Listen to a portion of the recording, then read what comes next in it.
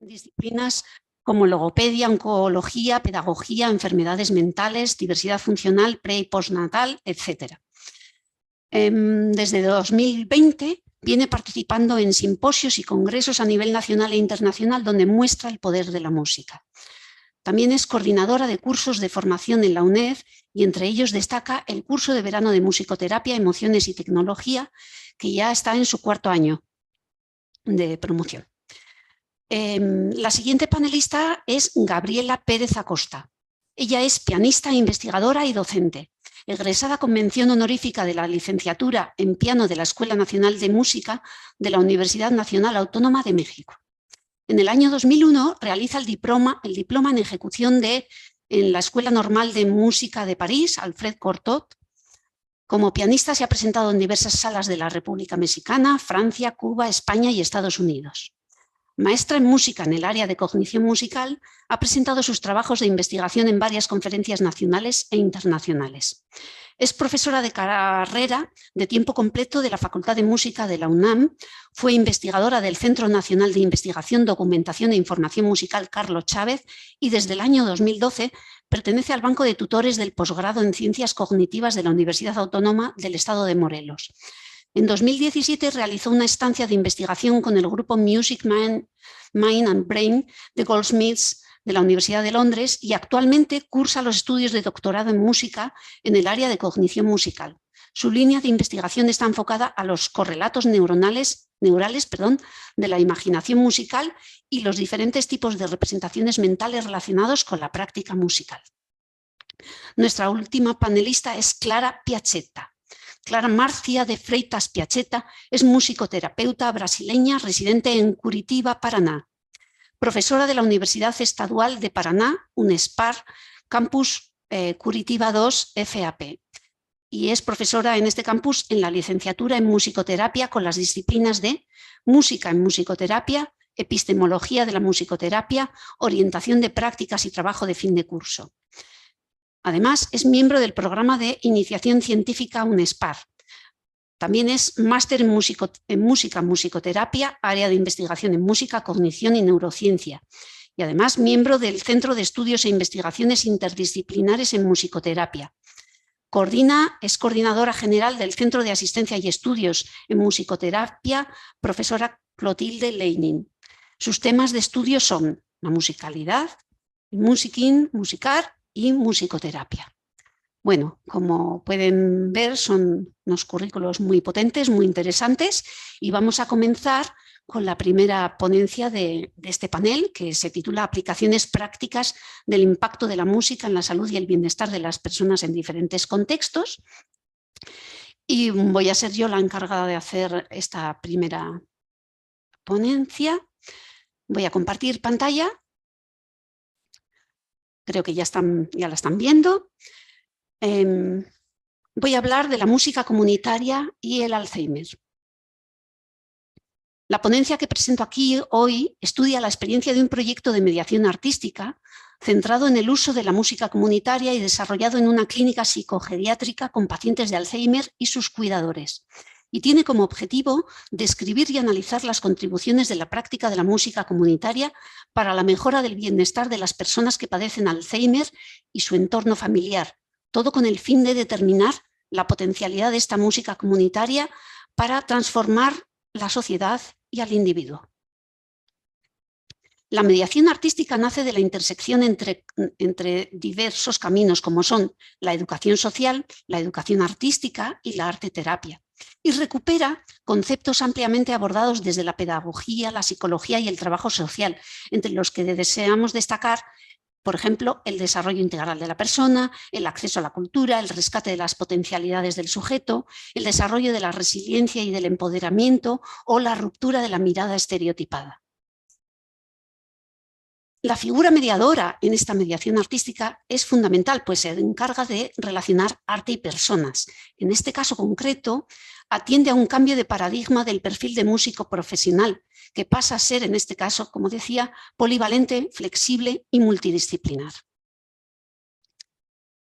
El proyecto sobre el que hemos trabajado tenía como objetivo general promover mediante la práctica musical y artística el bienestar y la reintegración social de las personas que padecen Alzheimer, así como de sus cuidadores y familiares.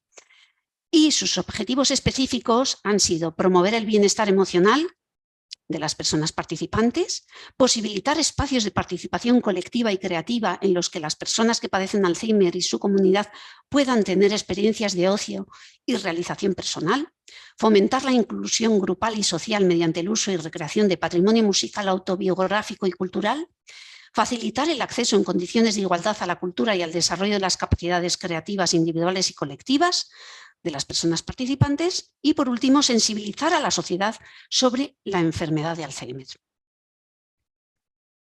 El proyecto ha estado organizado en 3 fases. Una primera fase de preparación que ha ocupado 3 meses, en la que se han elaborado los contenidos de trabajo a partir del conocimiento personalizado y de la evaluación de las condiciones clínicas y de socialización de los participantes. Una segunda fase, que la denominamos de desarrollo, que ha ocupado 6 meses y en la que se han desarrollado, efectivamente, o se han implementado 3 talleres de música comunitaria. En concreto, un taller de canto y coro, un taller de improvisación musical y movimiento y un tercer taller de arte-terapia. Estos talleres se han realizado en la propia clínica 2 veces por semana, 2 horas por cada sesión.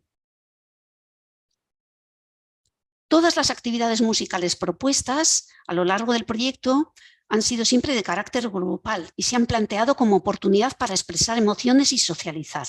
Y utilizan metodologías didácticas musicales y activas y colaborativas como son el método Dalcroze, método Orff, Kodály, Willems y Sound Painting. A pesar de que a lo largo del proyecto se ha trabajado con más de 25 enfermos y sus cuidadores o familiares, dada la evolución de este tipo de enfermedad, no siempre ha sido posible mantener contactos estables con todos ellos.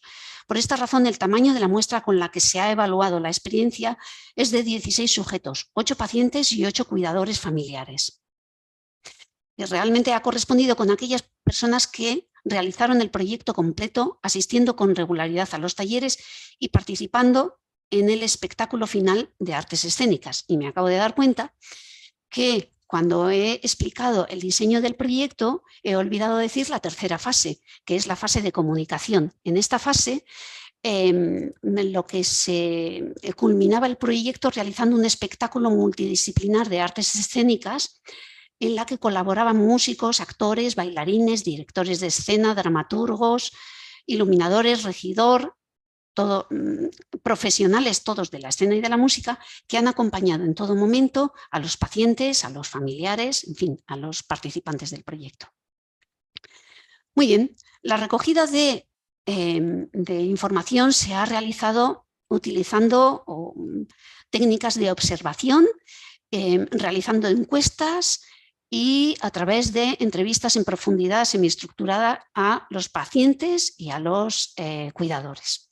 Y también, además de esto, se ha contado con los informes de valoración clínica realizada por los facultativos de la clínica. Bueno, para hablar de los resultados me centraré en los siguientes aspectos: la participación y motivación, el bienestar social, emocional, la integración, pertenencia e identidad, la creatividad, el impacto clínico y el impacto en la comunidad. Uno de los aspectos más destacables de esta experiencia con música comunitaria es el importante papel que desempeña como instrumento de participación y como oportunidad para socializar. El análisis de nuestros registros observacionales nos permite concluir que a lo largo del proyecto todos los sujetos han mostrado una actitud participativa que se ha visto incrementada a medida que se acercaba la fecha del espectáculo final en el teatro. Por supuesto, ha habido ocasiones en las que algún sujeto ha escogido no participar, pero esa actitud pasiva se ha dado en pocos momentos del proyecto y casi nunca se ha mantenido durante toda la sesión. De todas las actividades musicales realizadas, la mejor valorada ha sido la del canto en coro. Para los participantes, cantar en grupo ha sido la actividad más bonita y gratificante. Muchos han asegurado que cantar repertorio conocido y popular era emocionante porque les transportaba a su juventud y les traía recuerdos muy gratos de su familia y de episodios de su vida. La motivación es otro aspecto que también ha estado presente a lo largo del proyecto, retroalimentando la participación y favoreciendo el bienestar. La intervención en el espectáculo de artes escénicas con profesionales y ante público ha sido un motor muy potente de activación de esta motivación. Nadie quería perdérselo. Enfermos y cuidadores han sentido orgullo por actuar en el teatro, aunque también sentían, por otro lado, la presión habitual que genera un evento de estas características. Todos los participantes han declarado sentirse muy bien durante la realización de las actividades. Ese bienestar subjetivo se ha traducido en el uso de términos y expresiones que representan emociones y sentimientos positivos como alegría, contento, feliz, estar muy a gusto, chute de buen humor. Y entendemos que se ha visto amplificado en muchos momentos gracias a la gran interacción desarrollada entre los miembros del grupo, lo que ha permitido alcanzar momentos de auténtico contagio emocional. Asimismo, en muchas ocasiones, la música también ha sido utilizada por los participantes como herramienta de gestión de las emociones para regular su bienestar, lo que se conceptúa como Technology of Self. Así, ha sido frecuente encontrarnos en las sesiones con que muchos enfermos pedían cantar una determinada canción porque me relaja, porque esa me la sé y me gusta, mientras que el resto del grupo aceptaba las peticiones y mostraba acuerdo con la canción demandada. A lo largo de esta experiencia hemos podido constatar que la práctica musical comunitaria es capaz de generar una fuerte sensación de integración y pertenencia en el grupo por su capacidad de construir una vivencia entre los sujetos participantes en la que se comparte un aquí y una ahora. La convivencia, la tolerancia y el respeto del grupo ha sido un aspecto remarcable en esta experiencia. En general, se ha generado un compromiso hacia el grupo muy notable, ya que todos querían que las actividades resultaran bien, sobre todo cuando se cantaba o cuando había que acompañarse con los instrumentos de percusión. A medida que el proyecto iba avanzando, el sentimiento de pertenencia al grupo se iba haciendo más evidente. Algunos sujetos incluso han indicado que esta unión del grupo era debido a que disfrutaban de un ambiente muy alegre y distendido, y además que se compartía el deseo y la meta de actuar en el teatro, de conseguir un logro impensable para todos ellos.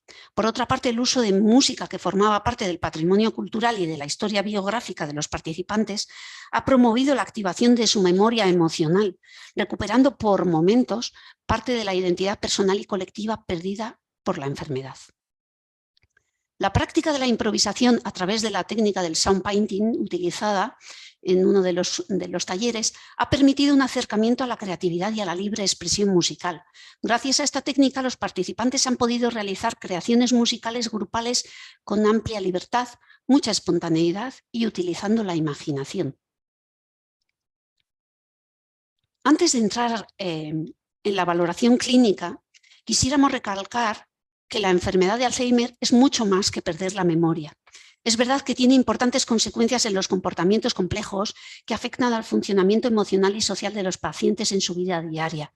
Y en este sentido, la música y la música comunitaria puede tener un impacto sobre ellas. Sin embargo, no se puede olvidar que las alteraciones de conducta que aparecen asociadas, como por ejemplo la ira sin desencadenante aparente, la irritabilidad o el oposicionismo, son fruto de múltiples variables y estas no han sido objeto de observación expresa en nuestra experiencia. Esto quería dejarlo claro. No obstante, la valoración clínica de los facultativos nos dice que se ha objetivado una mejoría muy significativa en la relación de los pacientes con sus cuidadores, mantenida en el tiempo en la mayoría de los participantes. También se ha objetivado una mejoría significativa en la expresión de emociones, autoestima, motivación y sentimiento de pertenencia mantenidos en el tiempo en aquellos pacientes que presentaban un grado de demencia leve, moderado, con capacidad para recordar el programa y la actuación en el teatro. En estos, además, es destacable la sensación de participación en una actividad significativa con impacto social.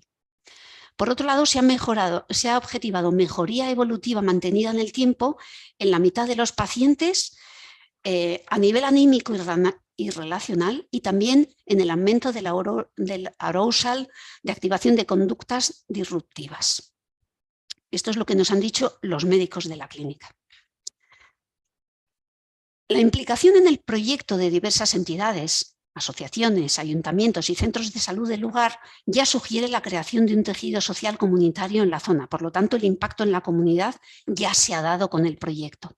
Por otra parte, el impacto social se ha puesto de manifiesto también en la respuesta al espectáculo en el teatro, tanto por la asistencia masiva de público y su gran acogida, como por las reacciones posteriores a través de redes sociales y medios de comunicación. Concluimos que la música comunitaria permite generar experiencias emocionales muy positivas asociadas a estados de felicidad y placer que pueden ser vinculadas directamente al bienestar subjetivo de las personas. Hemos visto en esta experiencia que las actividades de canto en grupo que utilizan la música del patrimonio cultural y biográfico de sus integrantes, además de invitar a la participación, fomentan la interacción e inclusión grupal y sentimientos de pertenencia a un colectivo. Aspectos estos muy importantes cuando se trata de personas que padecen Alzheimer, ya que por el estigma de la enfermedad, la sociedad no deja a su disposición espacios de participación que permitan la mejora del colectivo. También concluimos que el canto grupal comunitario ayuda a revivir experiencias vitales y con ello a reconstruir parte de la identidad personal dañada en el caso de las personas que tienen demencias. Por otra parte, hemos comprobado que la música es un instrumento de expresión y gestión emocional que permite regular en buena medida los cambios anímicos no asociados a la enfermedad. Y por último, que si se utilizan las metodologías adecuadas, la práctica musical comunitaria constituye un ecosistema ideal para el desarrollo de la libre expresión, la espontaneidad y la creatividad. Vemos así que la música comunitaria permite crear oportunidades para la mejora del bienestar y la inclusión de las personas con demencias y puede ayudar en el proceso de sensibilización de la sociedad hacia la integración social de la enfermedad, dignificando a las personas mediante el poder transformador de la experiencia artística. Bueno, muchas gracias por escucharme y hemos quedado al inicio del panel, lo comunico ahora, que se abren un par de minutos por si acaso alguno de los asistentes quiere hacer alguna pregunta o los propios panelistas. ¿Alguna pregunta, alguna aclaración? Se abre ahora mismo.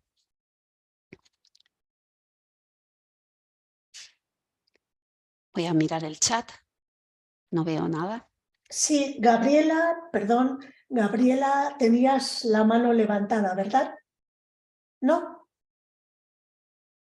Eran aplausos, pero si ya tengo... Eran aplausos. Vale, bien, perfecto. Vale. Si tengo el micrófono, sí puedo hacer una pregunta, ya que estamos aquí. Me gustaría conocer un poquito, si se pueden, poquitos minutos, pues, un poco más acerca de la experiencia de los acompañantes, de las personas, de los cuidadores. La verdad es que, aunque los pacientes, lógicamente los enfermos son los que llevan la enfermedad, son los que sufren, ¿no? Los cuidadores, que en todos los casos son familiares, de alguna manera también son pacientes, ¿no? Entonces, lo que sí nos han comentado en todas las entrevistas y a lo largo de todo el proyecto es que para ellos la música ha sido la salvación, porque era una actividad en la que podían compartir y convivir con su familiar, y era además una de las pocas actividades en las que ya podían compartir. Entonces eso sí que ha sido muy importante. Claro, son familiares con los que conviven habitualmente, pero a lo mejor no pueden mantener una conversación continuada o no pueden realizar pues, actividades normales, pero la música sí se lo ha permitido, y esto nos lo han comentado absolutamente todos los cuidadores. Sobre todo el canto en coro, cantar en grupo, ha sido la actividad más demandada y más valorada por todos, y sobre todo por los cuidadores, porque decían que era una actividad en la que podían compartir y en la que veían que su familiar pues tenía como como pequeños momentos de lucidez, porque recordaba las canciones, a veces recordaban la letra, otras veces no. Entonces, esa sensación de tener al familiar recuperado por unos momentos con la actividad musical les hacía además sentirse muy bien. Entonces, esto ha sido sobre todo lo que nos han transmitido los cuidadores, y los enfermos lo que han dicho es que se lo han pasado muy bien, que les encantaban las actividades y estaban ilusionados. Y debo de decir que, como en todos los proyectos de mediación artística, el hecho de tener una meta al final, tener que hacer un concierto, una representación ante público, pues era muy motivador. Pero al principio les asustó un poquito, pero a medida que íbamos avanzando en el proyecto, la verdad es que era lo que les movía a ir a los talleres, a hacer las actividades, a cantar. Hay que pensar que muchos de los pacientes no recordaban ni las letras o no recordaban las canciones que habían cantado. Para ellos cada taller, cada sesión de taller era como el día de la marmota, era como volver a empezar en muchos casos, pero lo disfrutaban igualmente. Todos los días para ellos era nuevo, novedoso, pero lo disfrutaban. Y aquellos que recordaban algo más, pues claro, lo disfrutaron muchísimo más.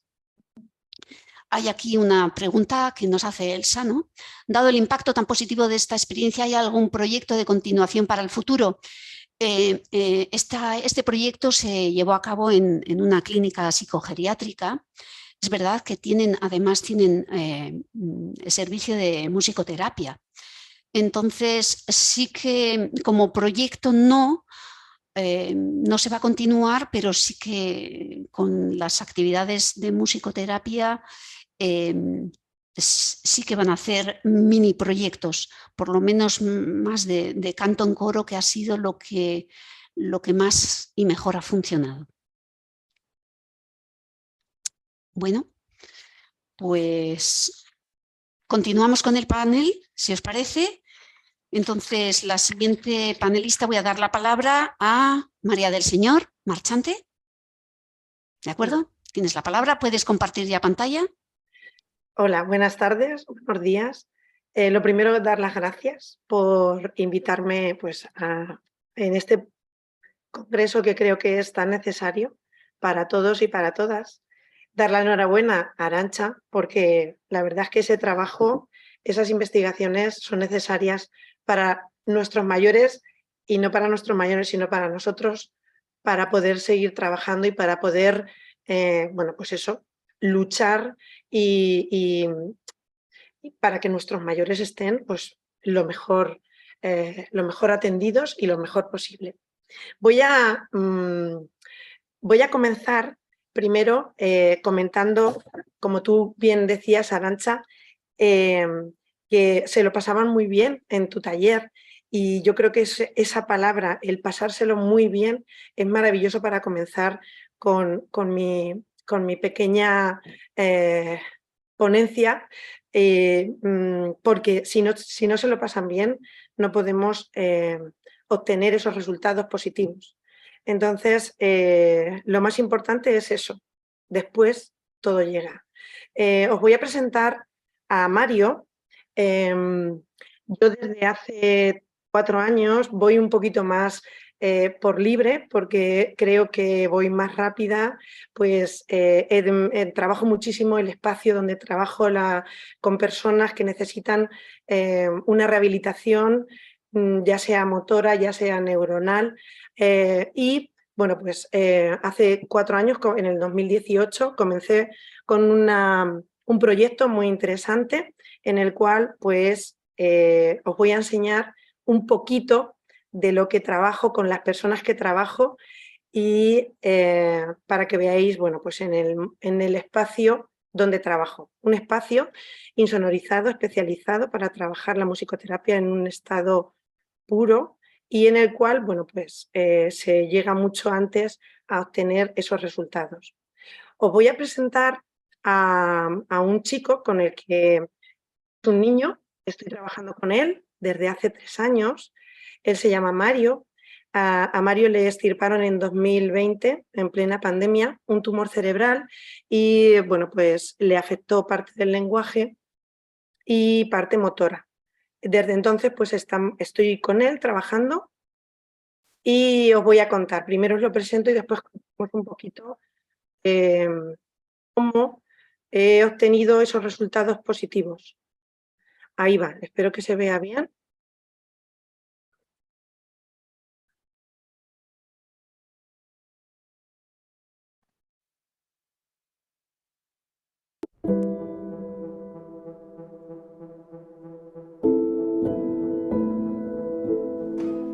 Había un ratón, ton, ton, piden queso, les da. ¿Quién será? ¿Habrá sido el viento? No. ¿Habrá sido el sol? No. Entonces, ¿quién será? ¿Dónde quieres decir tu nombre? ¿En este o en este? A ver cómo es. Tiene cabeza y tiene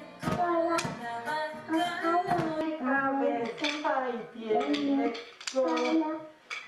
Sube, sube los ratos. Lavando, andando. Mario va caminando. Andar, andar. Patitas a la mar. ¿Y ahora? Corriendo, corriendo, Mario va corriendo, corre, corre, patitas a la mar. Bella se ha parado arriba, muy alto y abajo también. Arriba, arriba, arriba, arriba, arriba, arriba, y abajo también.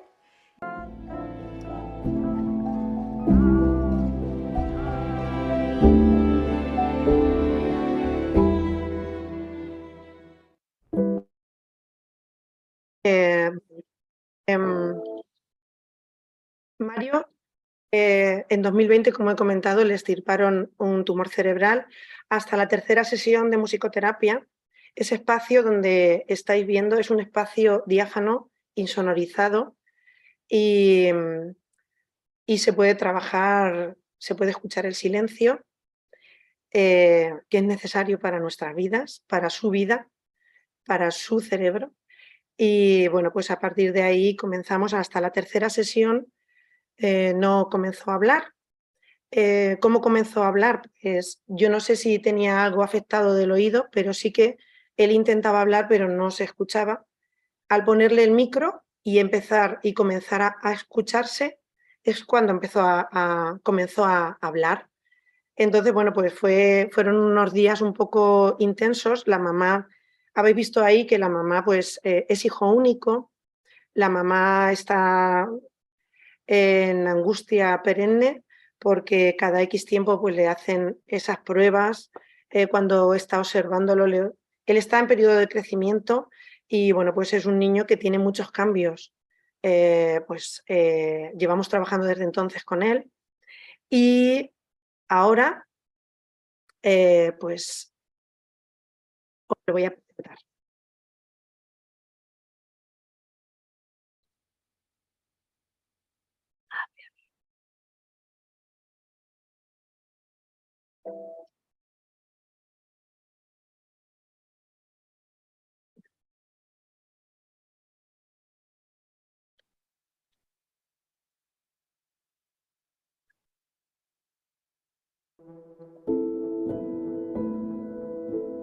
Mi nombre es Mario. Tengo 6 años. ¿Y Y, cuál es tu cole? y ya me ha hecho un lío de cole.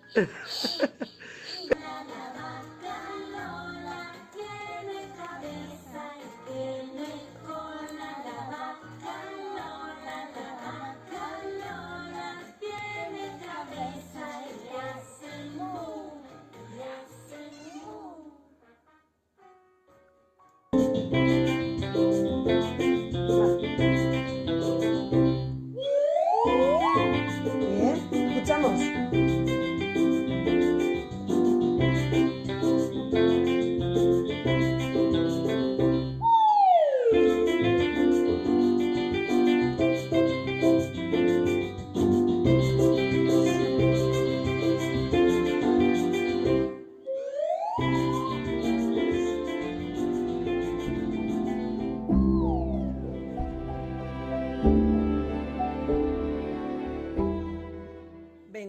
María va a cantar y Mario va a tocar.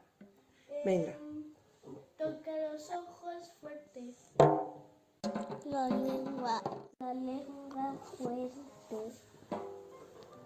Toca otra vez. Y ahora toca la suave. Que lo vamos a romper. Voy a intentar soltarte y tú tienes que cantar la canción y levantarte, ¿vale? Venga, empezamos. ¿No quieres verlo? ¿Por qué? Es que si se cae... No se va a caer porque mira mis manos. ¿A que no? Venga, va. 1, 2 y 3. En un cacahuete azul, Mario se fue a París a ser...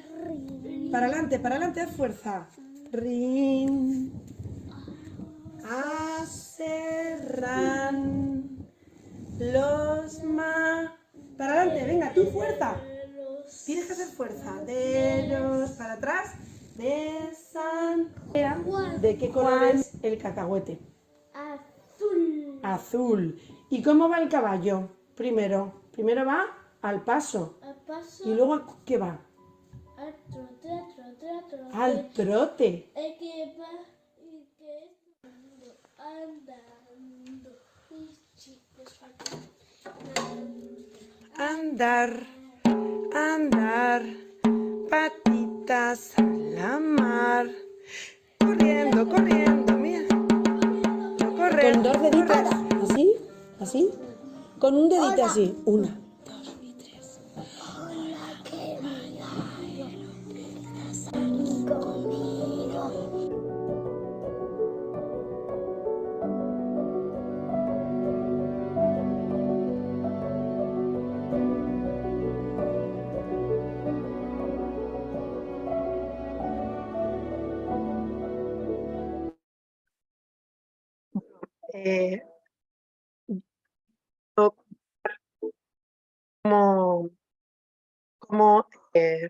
Como el trabajo de Mario pues ha sido muy positivo a través de la música. No solamente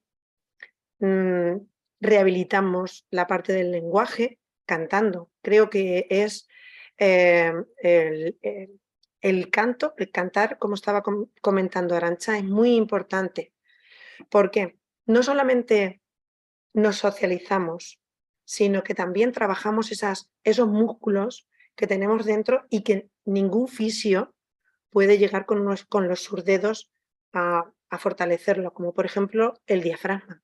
El diafragma es muy importante que esté fuerte para poder respirar, para poder hablar, para poder decir una R, para poder decir una S, porque tiene que empujar a los pulmones para no tener problemas de dicción.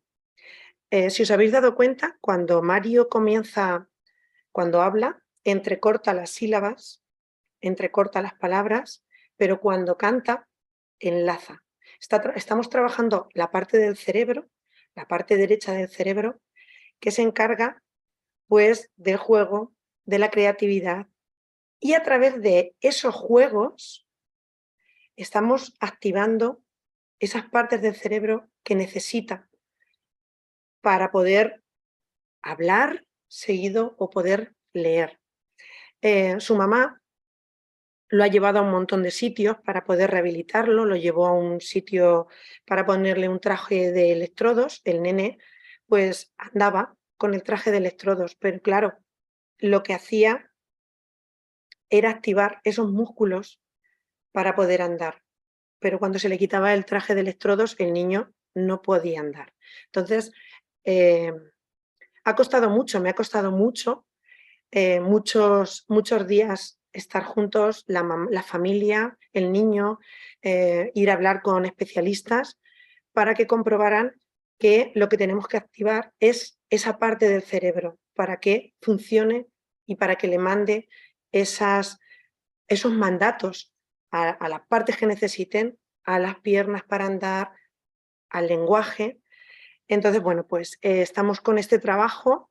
Cada X tiempo, esta semana le han hecho una resonancia. Cuando él recae, tiene un constipado fuerte, pues lo tienen que ingresar, está débil y le cuesta muchísimo volver otra vez a estar como antes. Pero bueno, llega unas veces antes, otras veces un poquito más tarde, pero no pasa nada. Adaptamos el currículum dentro de un aula donde hay más niños, pues hay que adaptarlo porque él no lleva el mismo ritmo que los demás niños. No tiene sentido tener un aula de 20 niños en el cual vamos tan rápidos que este niño no puede seguir el ritmo. Entonces, si un niño que está en un aula de un colegio de primaria durante tantas horas, aunque se lo saque para adaptarle, pero si está 3 horas, no puede seguir el ritmo de la clase. Tiene que pararse, necesita reposo, necesita una rehabilitación de ese cerebro. El cerebro no puede estar en continuo movimiento porque necesita rehabilitarse. Entonces hay que adaptar muchísimo para poder, porque el niño no quiere ir al cole, pero no quiere ir al cole porque no llega a seguir esas clases tan activas y tan movidas que él no puede seguirlas. Entonces, bueno, poquito a poco vamos a intentamos que pueda llevar el ritmo que los demás niños, pero adaptándole, como he dicho, el currículum. Comencé a darle clases individuales con él y nos lo pasábamos en grande, muy bien, pero me di cuenta que al probar a trabajar con sus iguales, con niños de su misma edad, pues era muchísimo, muchísimo antes, porque yo soy una mujer que necesito una respuesta y voy buscando esa respuesta. Comienzo a trabajar, si tengo que trabajar la R, voy a por la R y hasta que no la consigo no paro.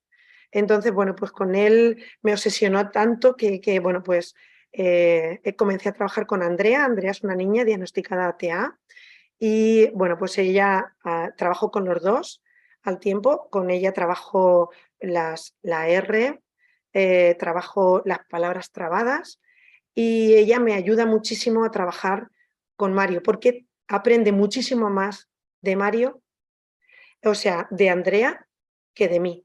Yo muchas veces me cuesta repetirle varias veces las cosas porque realmente me atiende, pero no es lo mismo que lo diga un niño que tiene tu edad. Entonces, bueno, pues a partir de ahora me he dado cuenta pues que es ideal trabajar con niños de su misma edad. Él está deseando de ir a las clases. Le gustan más las clases con Andrea que las clases con más niños, porque realmente, bueno, pues se ha dado cuenta que está más a gusto, que tiene más tranquilidad y que, bueno, pues al ir con más niños le cuesta muchísimo adaptarse a esas clases y seguir el ritmo. Entonces, bueno, pues seguimos trabajando. Espero que prontito pues pueda mostraros el trabajo y quitarle ese andador que tanto nos tira para atrás a la hora de trabajar, porque cuando trabajamos con más niños en un aula, pues le da con el andador, el niño le responde, me has pegado, me has hecho, me duele, y él se siente fatal. Entonces, espero que dentro de poquito os pueda enseñar este Mario sin ese andador.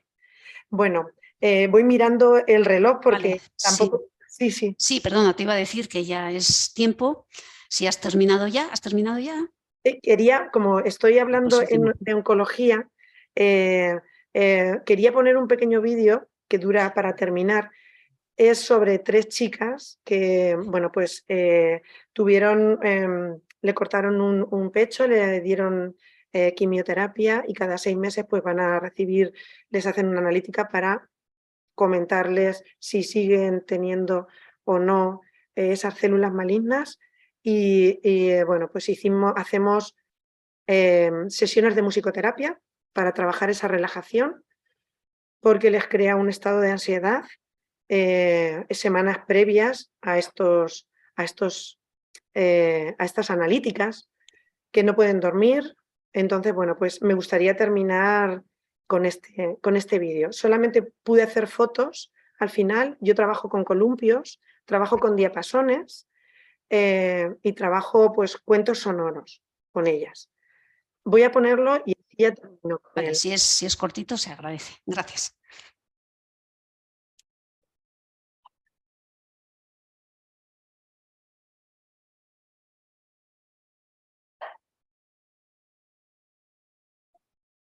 A ver.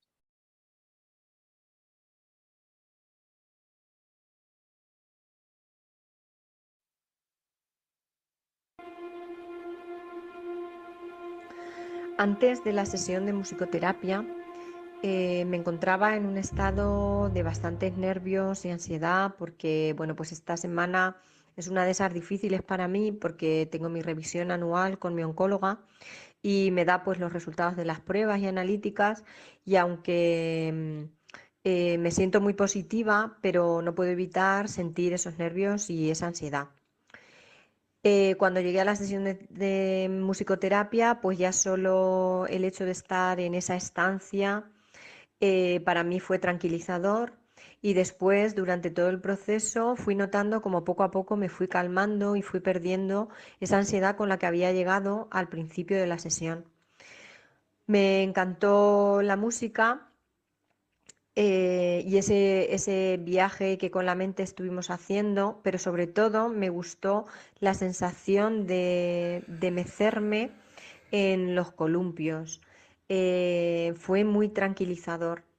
También me gustó mucho la paz y la tranquilidad que nos transmitió la profesora con su forma de hablar y las frases y las expresiones que utilizaba.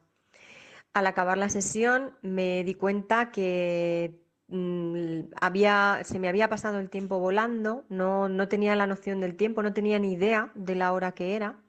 Lo único que tenía una sensación de tranquilidad que me vino muy, muy, muy bien. María del, perdona, Sí, sí. ya, También el tiempo, es que si no, al salir de lo allí, lamento, pues noté que esa tranquilidad no fue, corta ya, que fue duradera, que no fue solamente gracias. al salir, en el momento de que terminamos la sesión, sino que...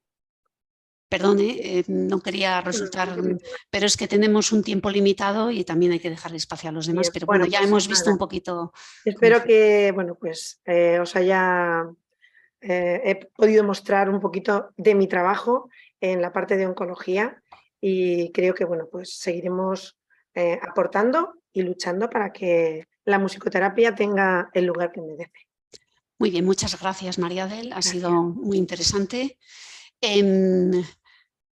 Como siempre nos dice Elsa, todo pasión y compromiso, María del. Se Gracias. abre ahora también un pequeño tiempo por si alguien quiere hacer alguna pregunta al respecto de la exposición. Voy a poner los vídeos en el chat, Ah, los he subido a YouTube por si acaso alguien lo quiere muy ver buena idea. Sí, tranquilamente. eso es, porque yo lo he cortado. Lo voy a subir, no te preocupes, voy a poner.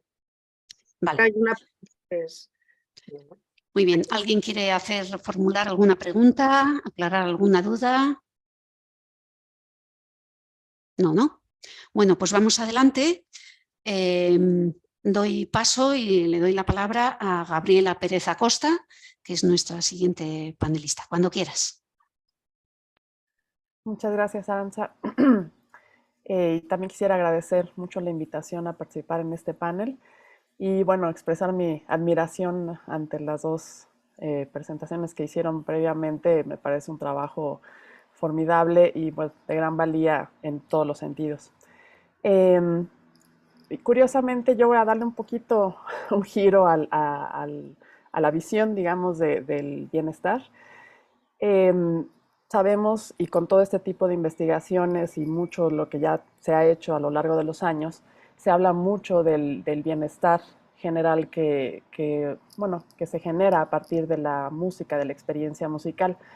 Sin embargo, es curioso cómo también sabemos desde hace tiempo ya que en el caso, por ejemplo, de los músicos de las escuelas profesionales de música, pues en realidad no la pasan tan bien, ¿no? Entonces uno se pregunta, bueno, pues hablamos de lo maravilloso que es la música y el impacto tan positivo que tiene la música pues en todos los individuos.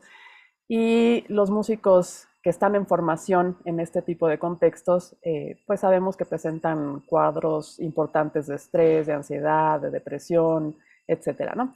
Entonces es un tema que a mí me ha pues preocupado desde hace tiempo como pianista y también como profesora de la Facultad de Música, porque sí veo a los y las estudiantes pasar momentos bastante difíciles a lo largo de su carrera. sabemos que pues, estas problemáticas tienen muchísimas variables que están involucradas.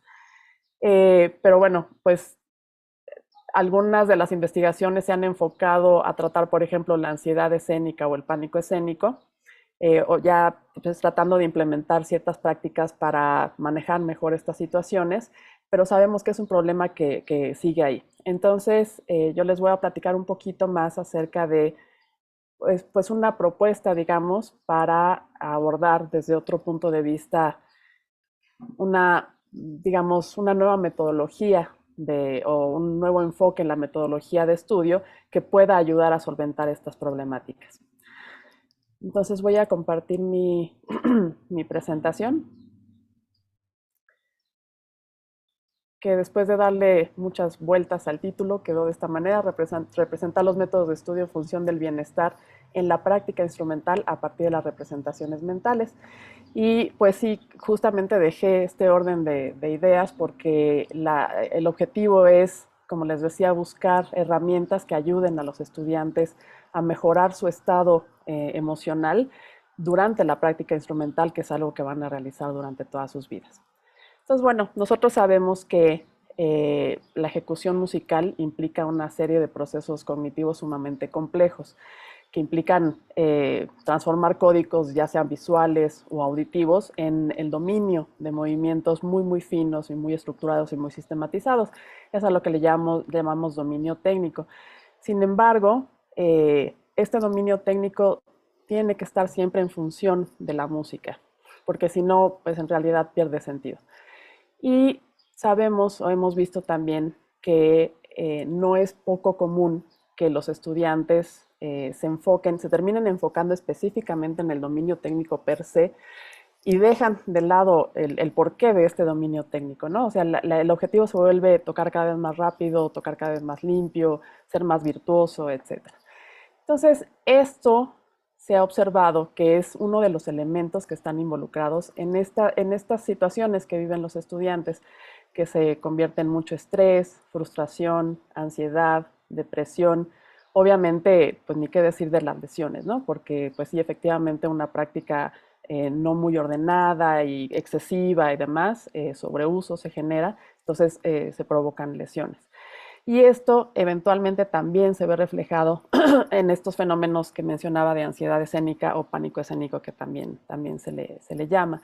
Entonces, en realidad, como les decía, sí hay muchos factores adicionales que están involucrados en estas condiciones, porque pueden ser presiones familiares, pueden ser presiones de los profesores mismos, o bueno, también mucho de lo que uno mismo se empieza a poner como metas, ¿no? Esas metas inalcanzables, y como digo, sin mucho sentido de fondo, es lo que empieza a generar todos estos cuadros tan complicados, ¿no? Y efectivamente sí ya se ha hablado de muchas técnicas que pueden ayudar para disminuir estos problemas de ansiedad escénica o de pánico escénico. Entonces, como que estamos enfocados en una problemática que ya es evidente, sobre todo en un caso extremo, por ejemplo, ya pues en lo que sucede en los conciertos, ¿no? Es pues incluso que mucha gente incluso deja de tocar en público porque ya no lo puede manejar. Entonces estamos viendo como que el problema ya manifestado en un punto culmen, por decirlo de alguna manera.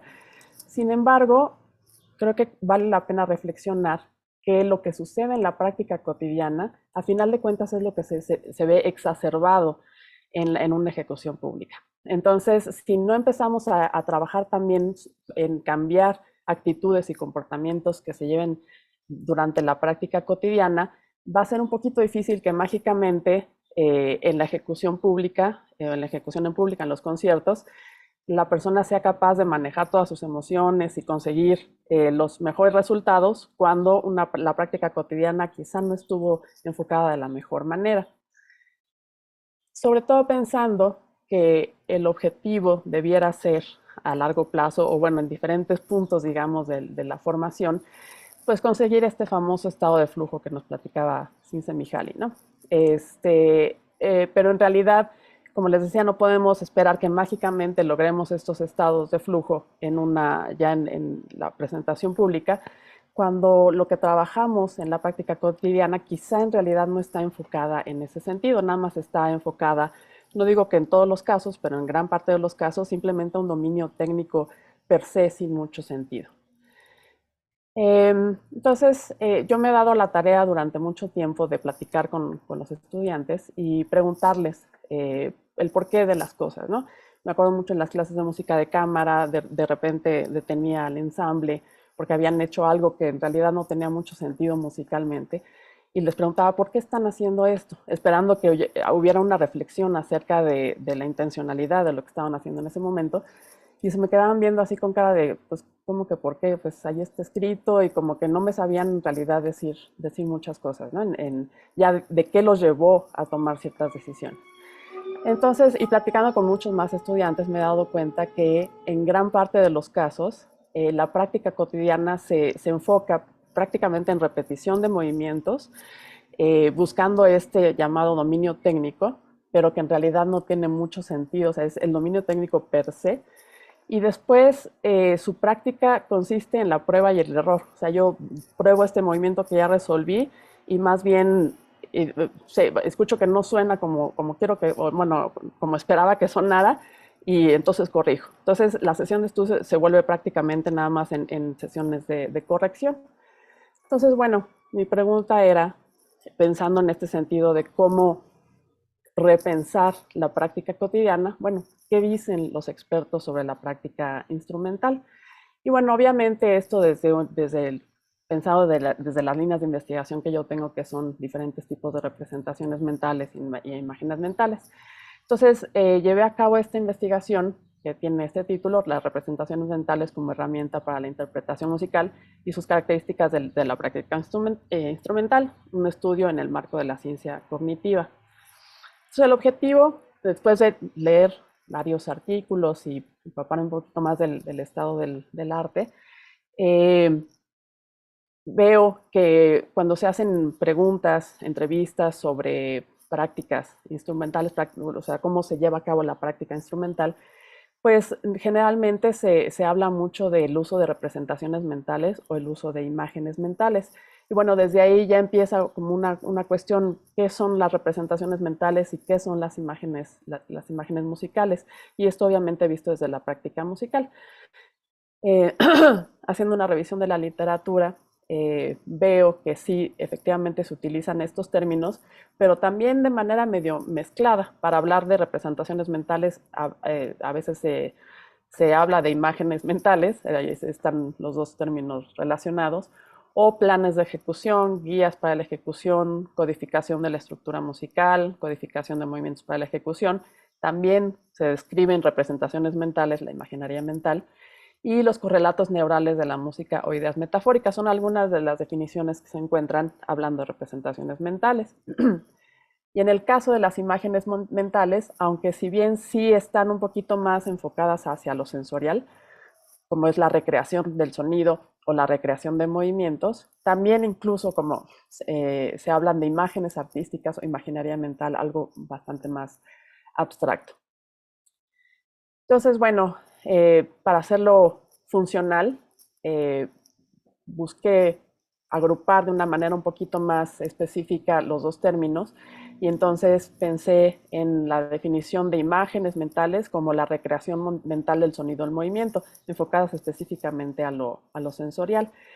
La agrupación o la definición de representación es un poquito más compleja, pero digamos que tiene que ver más directamente con la codificación neural, ya sea de estructura musical, de los mapas motrices o incluso del concepto de la obra, porque cuando se busca hacer una descripción del concepto de la obra, los músicos no la pueden decir tal cual, sino es simplemente tengo el concepto de la obra, es una idea emocional de la obra.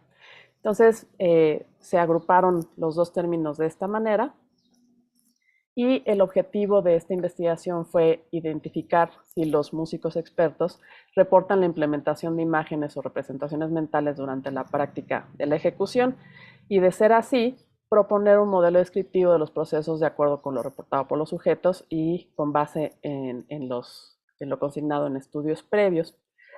Pero bueno, una de las dificultades cuando uno quiere obtener información acerca de procesos de pensamiento es que, digamos, por más que les pongamos un EEG o los metamos a un resonador, eso nada más nos da información acerca de cómo está funcionando nuestro cerebro en ciertos procesos, pero pues, el contenido de lo que están pensando, pues no hay otra manera de acceder a él si no es a través de reportes en primera persona, de entrevistas.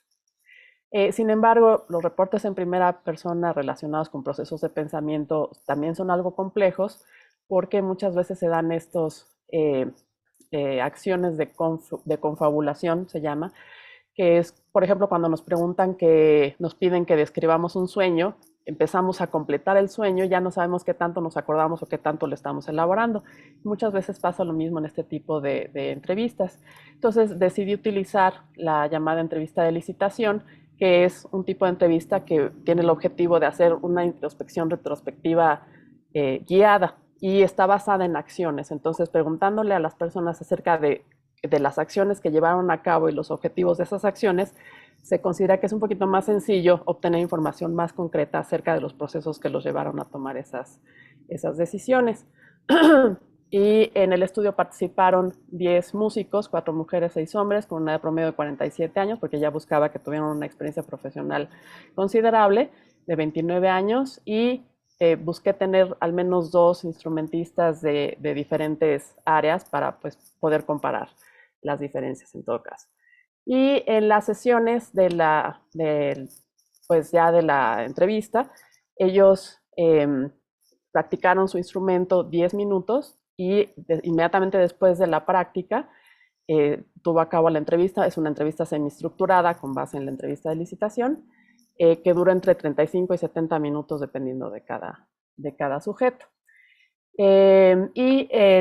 La entrevista estaba, o lo único que se les dijo a ellos era que iba a ser, es una investigación sobre metodología de estudio, se les pidió que trabajaran una obra que ya estuvieran montando para una grabación o un concierto, o sea, que no fuera de primer acercamiento, y evité específicamente usar los términos imagen o representación mental, esperando que ellos las mencionaran espontáneamente. En el caso de que las mencionaran, entonces ya retomaba yo el concepto y elaborábamos sobre eso. Y las preguntas iniciales de la entrevista fueron por qué seleccionaron ese fragmento para estudiar, para la sesión, y cuáles fueron los objetivos de trabajo de la sesión. Las sesiones fueron videograbadas y el análisis de los datos se hizo a través del software Atlas T. El tipo de análisis que seleccioné para analizar los datos fue el análisis por categorías, en donde están predefinidas categorías que van a servir para organizar la información que se extrae de la entrevista. Y las categorías fueron representación mental, imagen mental y representación motriz. Entonces, estas imágenes las pongo aquí, ustedes conocen el Atlas T, porque me pareció muy interesante que todos los participantes en algún momento hicieron ese gesto. Llevaron sus manos a la cabeza porque estaban describiendo efectivamente qué es lo que estaba sucediendo en su mente. Y bueno, a partir del análisis de la información, pues organicé, bueno, de las 4 categorías, terminaron siendo 4 porque al final integré generalidades de metodología de estudio, se definieron códigos para organizar las citas correspondientes. Entonces, nada más como ejemplos de algunas de las citas, en el caso de las imágenes mentales, por ejemplo, decían, lo primerísimo es mi idea, cómo quiero que suene. Mientras estoy tocando, no estoy pensando en el sonido que sale del instrumento, sino en el que se oye en mi cabeza. Un ejemplo de representación mental es, no se puede tocar un fragmento de música sin tener detrás un concepto, un plan, un proyecto de obra, o tengo una idea emocional de la obra. Y en el caso de la representación motriz, la huella de un movimiento aprendido está en el cerebro, en las manos. Automáticamente hay sonidos que produzco porque ya los tengo en la mano, en los sentidos, mi aparato motor ya se lo sabe. Entonces, a partir de ahí, ya se me está acabando el tiempo, voy a ir un poquito más rápido. Bueno, se organiza la información, se extraen este tipo de mapas para organizar las citas. Y lo que observé fue que todos los sujetos mencionaban los conceptos de interés sin preguntarles directamente al respecto. Y se observó una correspondencia de lo que los sujetos reportaron y lo descrito en la literatura. Entonces, siendo así, es que desarrollé este modelo descriptivo que, digamos, está organizado así pensando en que es un proceso top-down, o sea, está top-down y de regreso bottom-up. Entonces, todos, haciendo un análisis de todo lo que los sujetos reportaron, todos reportaron que a través del análisis de la obra, para lo cual, tienen que acceder a representaciones. En gris tengo marcado lo que son representaciones mentales y con negritas incursivas lo que son imágenes mentales. Entonces, ellos analizan la obra, para lo cual acceden a estas representaciones de códigos de rasgos musicales y a partir de ello generan un concepto de la obra, una imagen artística de la obra, y a partir de eso generan su plan de trabajo, el plan de trabajo ya motriz. Ese plan de trabajo obviamente los lleva a acceder el nivel de representaciones de codificación motriz y a partir de ahí se genera un circuito en el que, dependiendo de esta imagen, el concepto de la obra, ellos tienen idea de cómo quieren que suene la obra, el pasaje o lo que sea. En función de eso desarrollan su trabajo motriz y ahora sí se da una comparación entre lo que están percibiendo, cómo se sienten los movimientos y ahí regresan a repetir este ciclo.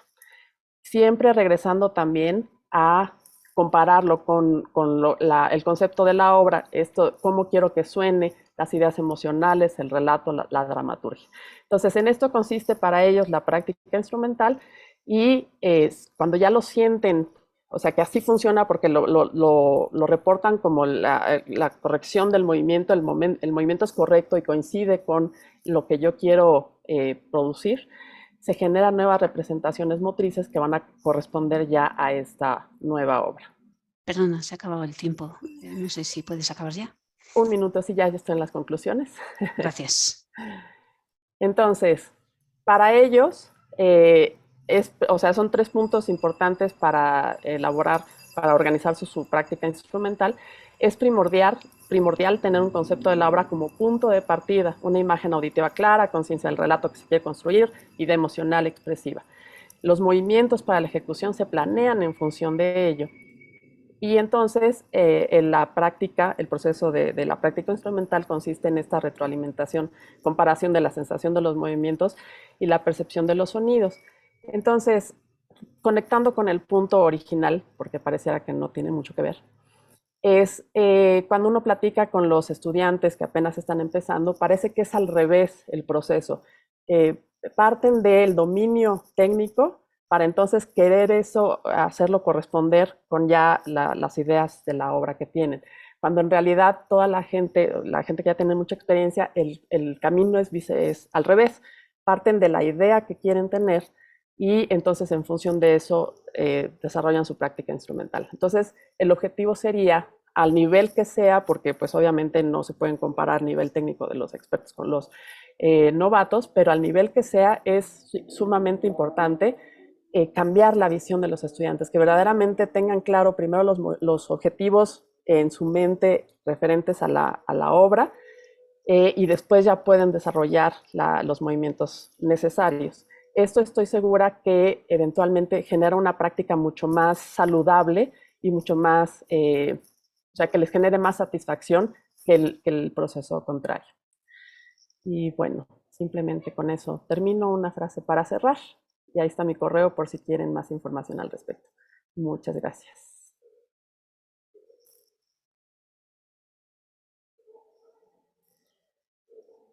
Muy bien, muchas gracias, Gabriela, por tu presentación. Se abre un turno de preguntas sobre la presentación de Gabriela. Si alguien quiere consultar algo o alguna aclaración. Pues si no es así, continuamos con nuestra última panelista, Clara Piazzetta, a la que le doy ya la palabra y le recuerdo que eso, a ver si nos ajustamos al tiempo y nos quedan aunque sean 5 minutitos para poder abrir un pequeño debate entre todos. Gracias. Buenos días, buenas tardes. Eu vou falar em português. É um prazer estar aqui, agradeço muito o convite, parabenizo as colegas que falaram há pouco, e eu trago aqui mais uma possibilidade E agora eu vou ao meu desafio de compartilhar com vocês essa tela, e acreditem, isso é um desafio para mim, bem grande. Vamos ver o que vocês estão vendo. Só me ajude, por favor, Arantxa, se apareceu a minha tela. Sí, sí, se ve perfectamente y además ahora se te escucha bien. Antes se había perdido un poco el audio, pero ahora muy bien. Adelante. Ok, obrigada. Então, eu trago para vocês aqui um pouco claro, dos meus estudos, né, e das minhas inquietações também, e são estudos bibliográficos, que vêm das inquietações de uma prática clínica, claro, e da prática da docência em musicoterapia também, porque ensinar sobre musicoterapia, ajudar pessoas a aprenderem a ser musicoterapeutas, é realmente um desafio. Então, musicoterapia, musicking ou musicing, eu tenho a palavra também sem a letra K, também existe na literatura, com um mecanismo implicado na prática musical que favoreça o bem-estar. Nesse ambiente, eu trago aqui 3 partes só para nós conversarmos um pouquinho só, né? Não vou trazer muito mais. Então, primeiro um pouco do que seja a musicoterapia, como eu a entendo, como nós trabalhamos aqui na universidade também.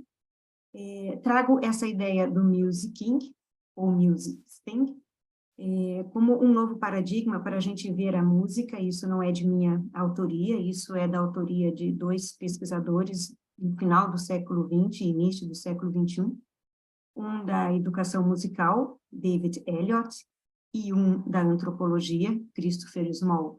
São 2 estudiosos, 2 pesquisadores da musicologia, que convergem, que escreveram sobre esse mesmo lugar, e a música deixa de ser um objeto e passa a ser uma ação humana.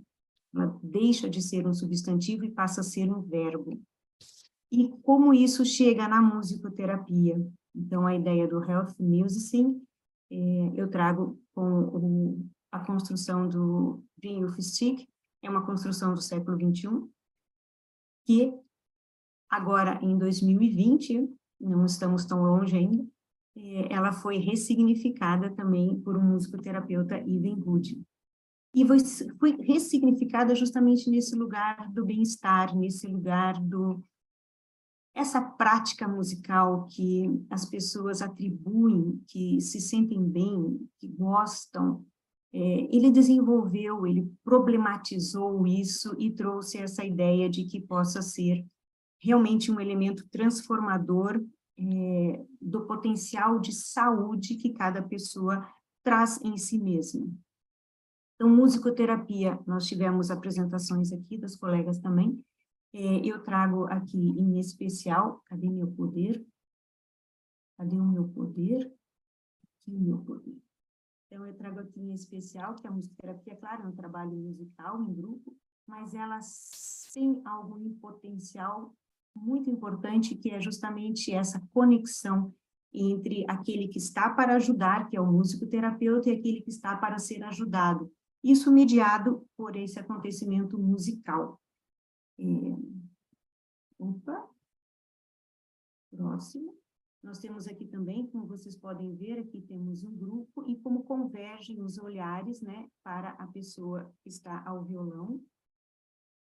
Nós temos aqui também um trabalho individual, onde nós temos aqui, não é apenas um encontro de olhares, não é apenas, nós não temos som nessa imagem, mas eu tenho certeza que muitos de nós, olhando essa cena, conseguem imaginar uma sonoridade nisso, mesmo sem querer. As imagens e as sonoridades vão se aproximando no nosso pensamento, porque música é uma ação do pensamento também. E nós temos aqui também, né, uma outra imagem, no tempo pandêmico, como todos podem perceber, onde existe uma interação, não só de olhares, mas uma interação de participação, de cooperação. Então, a musicoterapia, ela se propõe, o musicoterapeuta realmente é um profissional que se propõe a essa disponibilidade humana e musical, de ir ao encontro do outro em sua musicalidade. E musicalidade realmente é algo que me inquieta bastante, porque não é apenas um dom que as pessoas têm para fazer música, né? Musicalidade, eu trago a ideia do Victor Zuckerkandl, que é a inata em todas as pessoas, uma capacidade cognitiva das pessoas estabelecerem interação com o que está ao redor a partir da audição e também a partir da pele, né, pela vibração sonora, mas não para por aí. Segundo o Victor Zuckerkandl, isso também modela como as pessoas interagem com esse meio. Então, musicalidade não fica apenas na questão da prática musical com proficiência. Musicalidade é o necessário para o ser humano estar em relação com o que está ao seu redor e responder a isso. E Stig, né, em 2002, ele traz essa ideia de pensar a partir do MuseSync, que é música como uma ação humana, nesse contexto da musicoterapia. Então, no trabalho musicoterapêutico, nós temos aqui o conceito de protomusicalidade, com esse ato inato de todas as pessoas de se desenvolverem a partir dessa capacidade que tem de se relacionar com a música. Nós temos aqui na musicoterapia um aspecto daquele que é atendido e toda a sua história de vida, né, como ser humano, mas conectado com a sua carga comunitária, na sua comunidade, o seu contexto cultural. Então, na musicoterapia, nós trabalhamos e temos esta realidade. Aonde isso vai chegar na imunogênese, aonde isso vai chegar no bem-estar? Podemos acompanhar há pouco que todos os trabalhos, realmente as pessoas participantes desses relatos, elas estavam movidas com mudança de condição para melhorias, se sentindo melhores, relatos de que se sentiram melhores. Então, a música, como uma ação humana, ela pode mudar, ajudar-nos nos nossos estados emocionais, mas e o que mais ela pode fazer se a gente pensa o que são os nossos estados emocionais? Temos aqui a prática da educação musical, que a Gabriela, acertei o nome, acho que acertei, a Gabriela trouxe para nós há pouco, né? Essa realidade do músico, e nesse contexto, essa relação com a prática musical, ela pode ser uma relação voltada ao produto final música, né? E às vezes isso é muito presente nessas práticas musicais, então existe uma obra, um produto que tem que ser finalizado. Mas e esse músico? Ele às vezes tem problemas físicos, né? Realmente tem tendinites, tem problemas que tem que ser tratado com fisioterapia. Mas o que essa música faz com ele? O que essa prática musical faz com ele? Essa ideia do MuseSync nos leva a isso. O que isso muda em mim? É só uma prática profissional ou eu consigo entrar em contato com o que eu estou tocando, com o que eu estou cantando e que isso gera em mim? Então, o MuseSync, nesse novo paradigma, como nos convida como músicos profissionais também, a nos conectarmos com os sons que nós mesmos fazemos e o que isso gera em nós. Então, nessa ideia do Health MuseSync, que também é do Briefing Stick, de 2002, né, num contexto musicoterapêutico, ele então amplifica aquele triângulo, né, para essa ideia de quadrado, aonde ele traz aqui o terapeuta, o musicoterapeuta, como seu cliente, as musicalidades em ação, e aonde que o musicoterapeuta está focado? Numa preocupação com a saúde. Mas o que é saúde? Realmente é uma questão de doença? Para nós, na musicoterapia, e também para a Organização Mundial da Saúde, a condição de saúde é uma condição de potencial de estar numa condição saudável. Eu posso ter diagnósticos de doenças, mas como eu me relaciono com isso, como que eu lido com isso, qual é o potencial de saúde da minha condição de estar saudável para viver esta relação, ou esses desafios, ou essa condição que a doença traz para esse corpo. Então, ele traz aqui, além do contexto institucional, um contexto da comunidade, um contexto político, e traz também um contexto estético musical. Tudo isso ajustados na prática musicoterapêutica com essas ideias que estão ali presentes. A função da música nesse lugar, como ela é praticada e toda a ritualidade que existe nisso, algumas justificativas que aqui a gente pode pensar também no poder terapêutico da música, o que é terapêutico na música. E aqui uma relação humana que está ali realmente vivida a todo instante numa relação musicoterapêutica-paciente. E aí eu trago aqui uma reflexão que eu pude construir. Faltan 2 minutitos, ¿vale? Vale.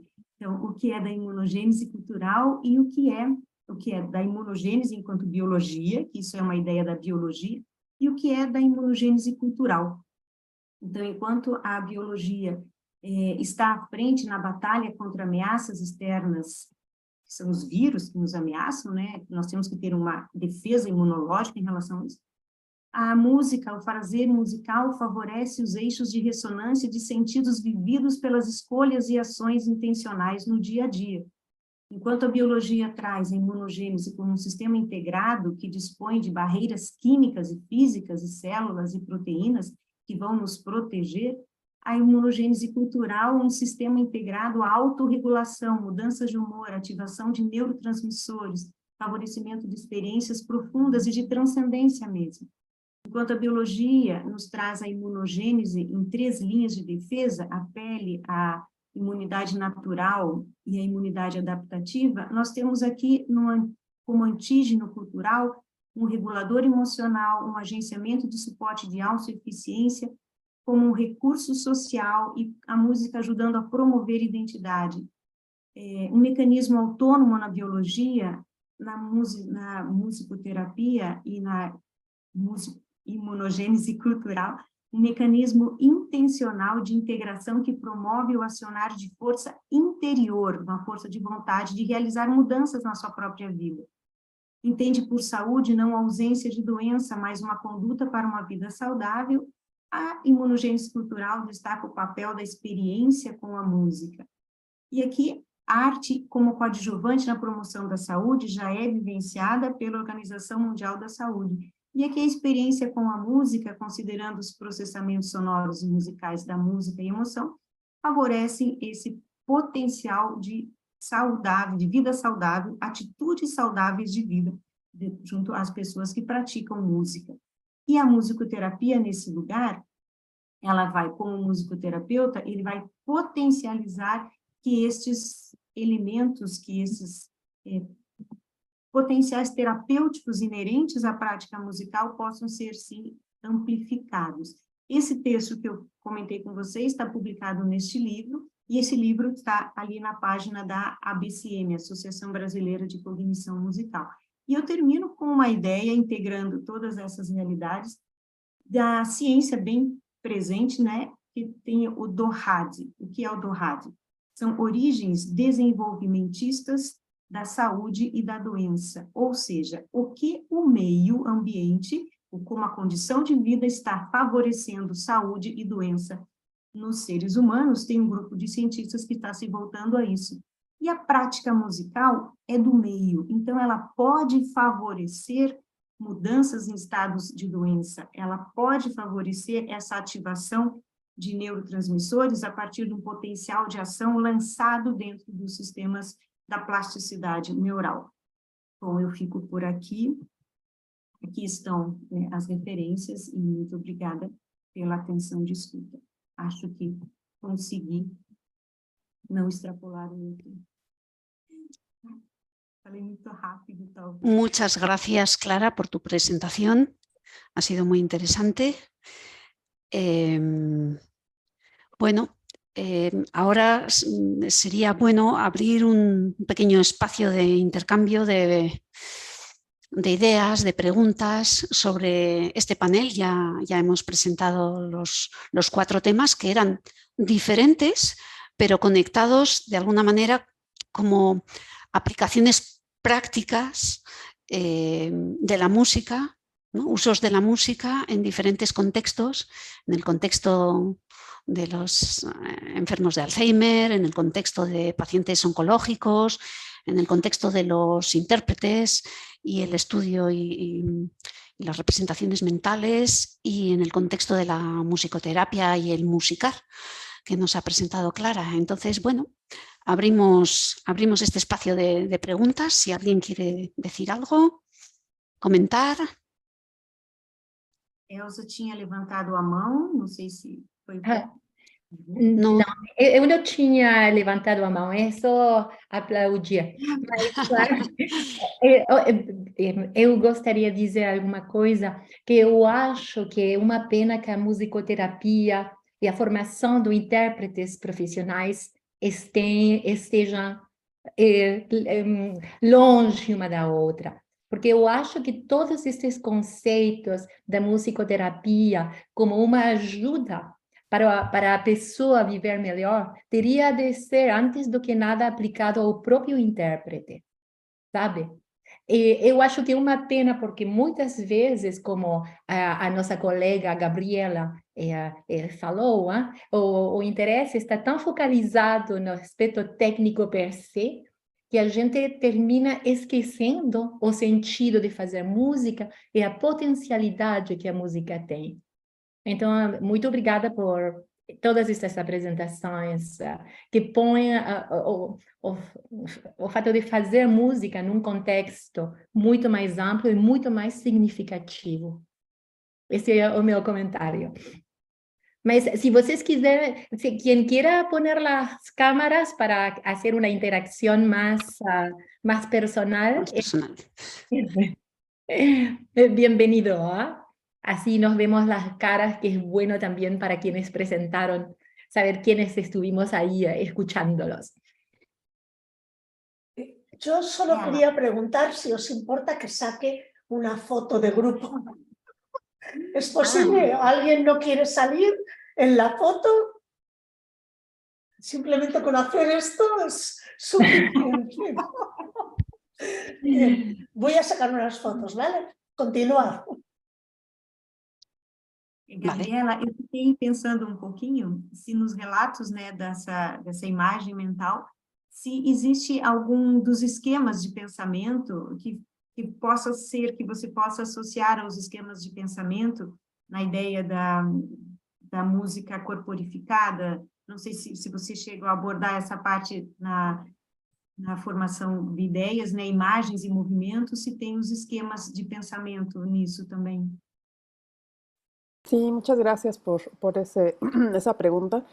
En realidad es muy interesante ver cómo sí todos los sujetos con los que yo, bueno, los participantes con los que yo trabajé, con los que tuve posibilidad de platicar, en realidad sin saberlo, están hablando de una cognición corporizada.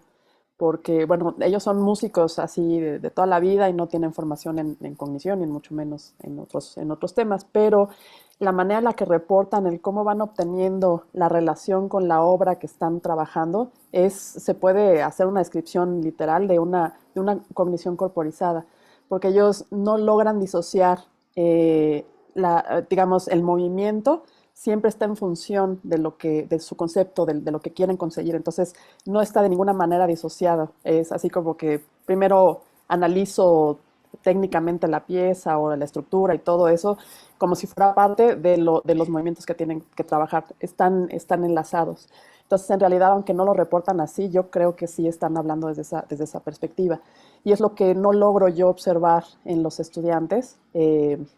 Yo sé que es una cuestión, y ahí siempre pisa uno terreno, arena movediza, porque bueno, pues el responsable es el sistema educativo, ¿no? Entonces, digamos, ahí hay un problema bastante serio que es difícil como que tratar, pero en realidad no existe esa conciencia en cómo se les está enseñando a acercarse al instrumento, sí sigue siendo muy compartamentada. Entonces, creo que si logramos integrar esta idea de la cognición corporizada, creo que no hay, digo, a lo mejor estoy muy sesgada porque soy músico, pero no hay, creo, otro ámbito de la experiencia humana en la que sea más tangible el concepto de cognición corporizada como en la música, ¿no?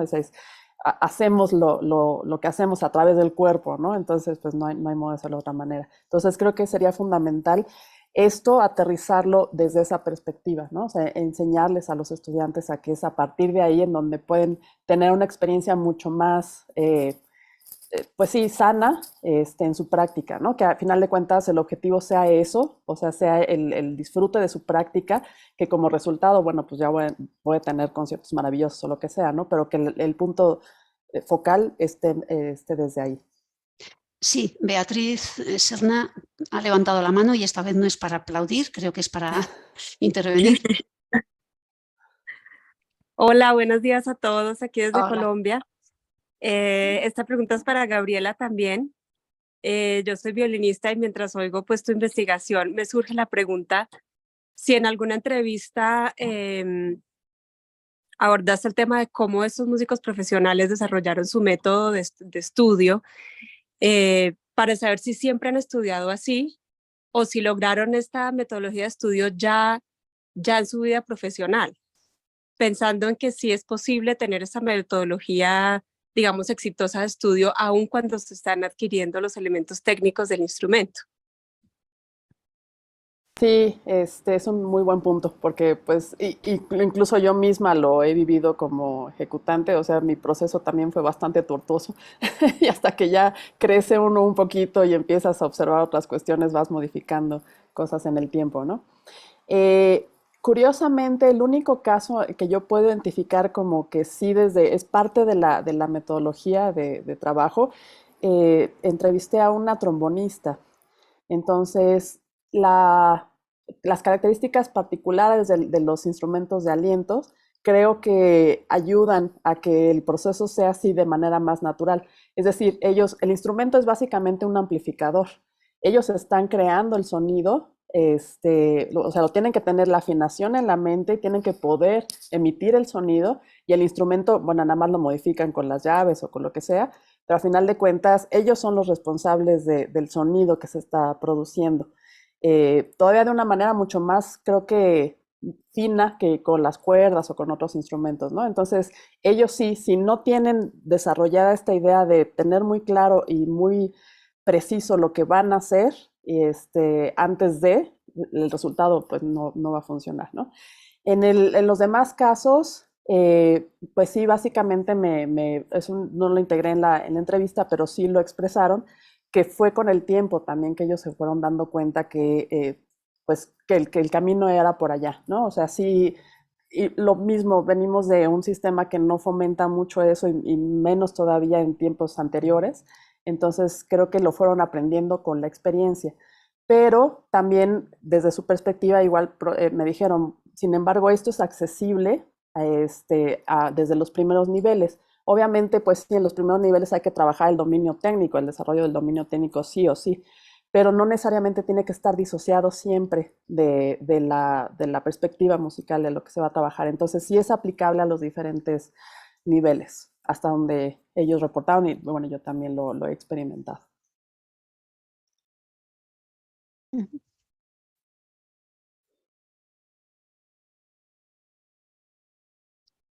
Nada, nos comenta Beatriz aquí en el chat que dice qué interesante esta diferencia entre el tipo de instrumento y su metodología de estudio. Gracias por tu respuesta. Bien, ¿alguna cuestión más?